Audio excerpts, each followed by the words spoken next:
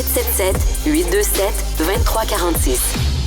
Nous parlons avec l'analyste politique Nick Payne. Nick, c'est l'Halloween bientôt, hein, le 31 octobre, et ils ont sorti un méchant fantôme, un méchant monstre pour faire peur au monde. C'est le troisième lien.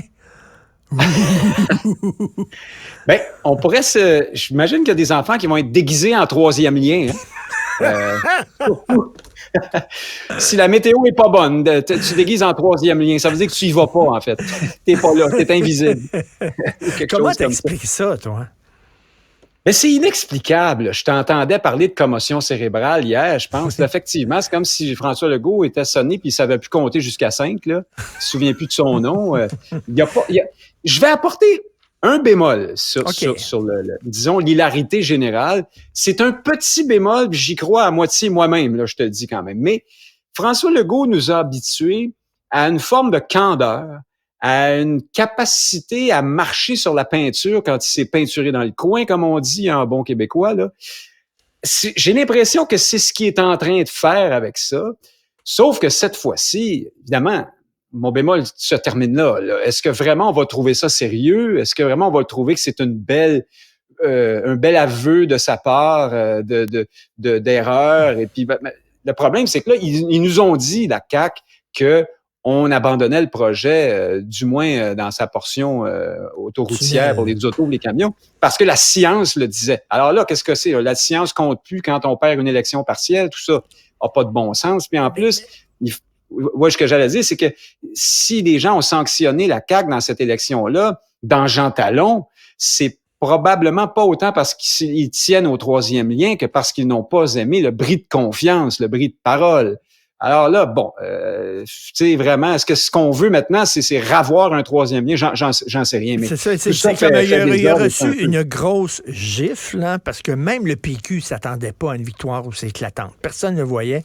Donc, il a reçu une grosse gifle et c'est comme s'il ne pouvait pas... Les gens peuvent pas être en maudit contre mon bilan. Mon gouvernement est fantastique. Donc, si ils nous ont donné une gifle, c'est à cause du troisième lien. Ben, c'est comme s'ils pouvaient pas comprendre que c'est parce que les gens regardent autour, sur le terrain. En éducation, ça va pas très bien. En santé, ça va pas mieux. Fait que c'est ça qu'on a dit, j'imagine. L'inflation, le coût de la vie. L'inflation.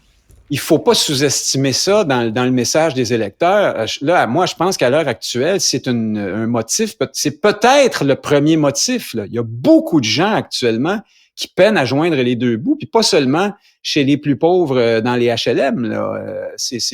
Tout augmente de façon exponentielle. Donc, c'est probablement ça aussi une raison importante. Puis ça, évidemment, là, c'est pas directement la faute des caquistes, mais quand tu es aux affaires, tu es en responsabilité, ben tu peux faire les frais de ce genre de grogne-là, puis on peut t'envoyer un message là, en disant faites quelque chose, là, c'est pas assez, manifestement, donc allez plus loin.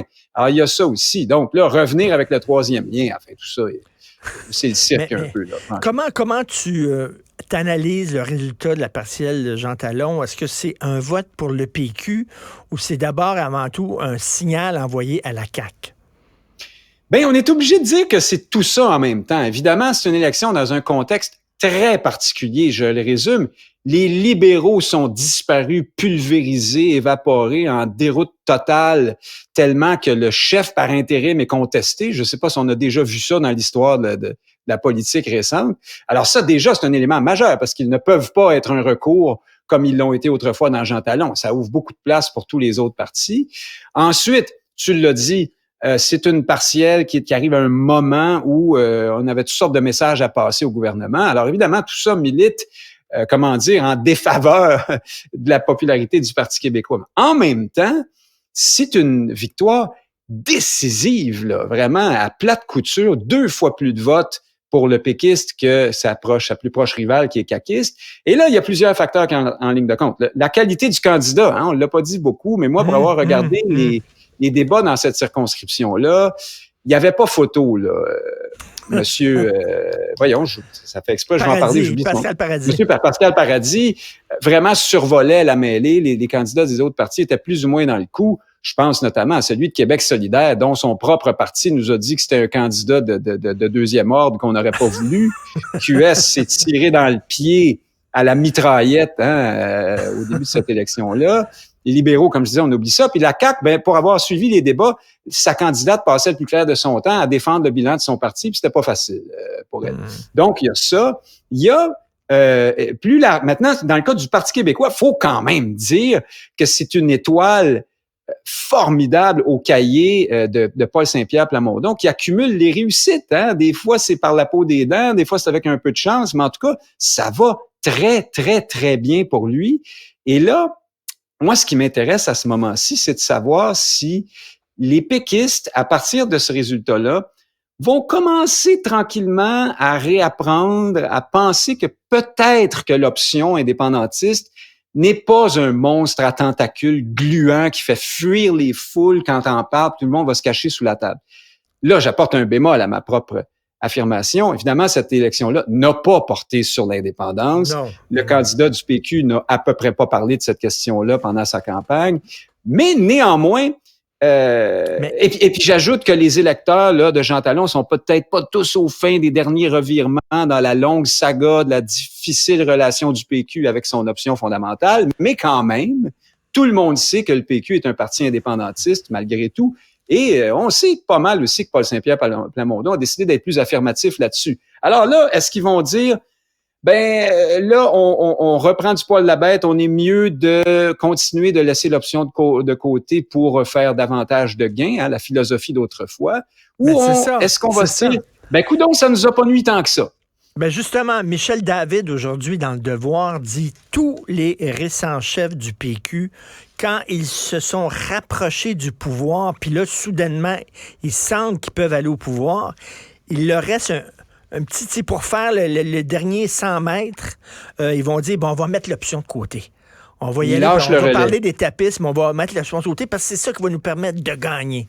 Alors, c'est bizarre, là. Plus tu te rapproches de la victoire, plus tu as tendance à mettre de côté ton option principale. Est-ce que tu penses que, justement, Paul Saint-Pierre Plamondon va faire ça comme ses prédécesseurs, ou au contraire, il va dire non, plus je m'approche de la victoire, plus je vais parler de souveraineté? Remarque, à chaque fois, ou presque, que c'est arrivé, tu avais Michel David qui écrivait des articles dans le journal pour dire que là, il serait peut-être temps de mettre la pédale douce sur l'option pour pas faire peur au monde. Fin de la parenthèse. Je sais, pour avoir des antennes à l'intérieur dans les coulisses, disons, de ce parti-là, que la tentation est forte. Il y en a beaucoup qui se croient encore dur comme fer que c'est en modérant sur l'option qu'on va se rapprocher du pouvoir, ce qui veut dire le flou référendaire. Hein? Oui, non, peut-être, bientôt, plus tard, on ne sait pas trop.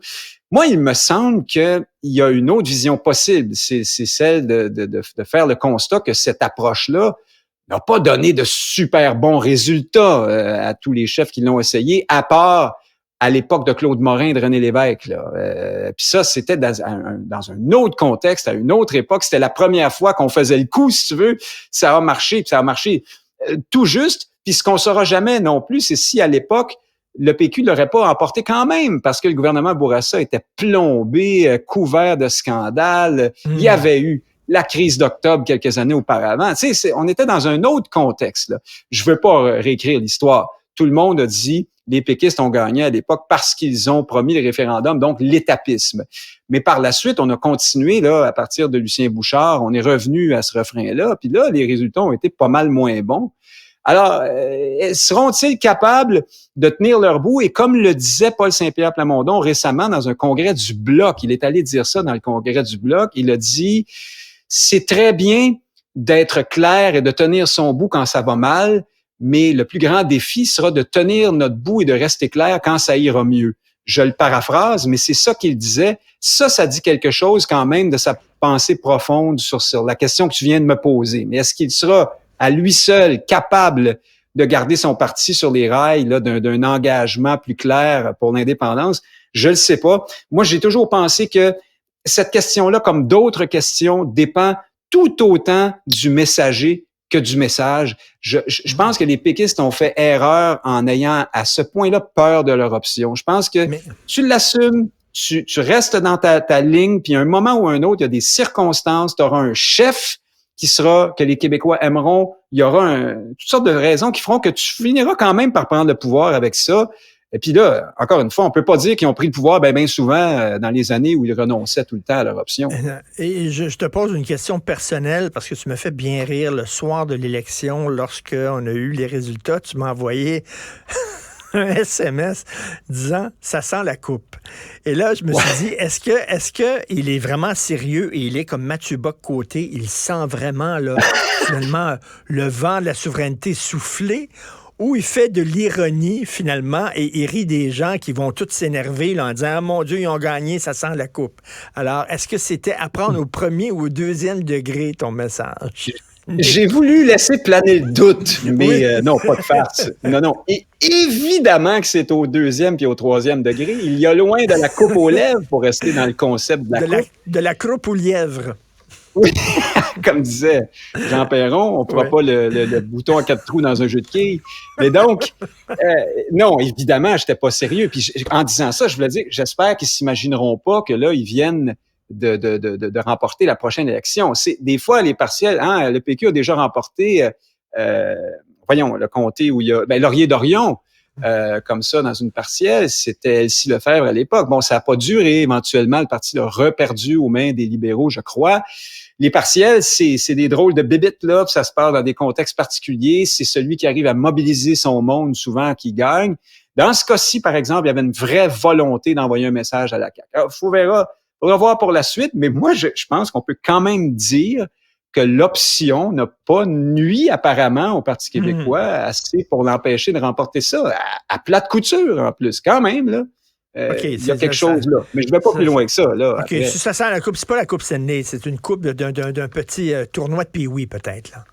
Quand les drogués prennent de la cocaïne de mauvaise qualité, qu'elle est coupée pas mal avec toutes sortes d'affaires, ils disent « Ah, elle sent la coupe, celle-là. Hein? » Ben, tu sais, il y a un peu de... Il y a un peu de celle-là, peut-être, aussi, là-dedans. Faut faire attention. C'est l'autre, ça sent la coupe, là. Il y a du Javex là-dedans, ou il y a de la poudre à bébé là-dedans. Là. La vitre cassée, oui, c'est ça. Il y a de l'Ajax, oui. Salut, Nick. Bon week-end.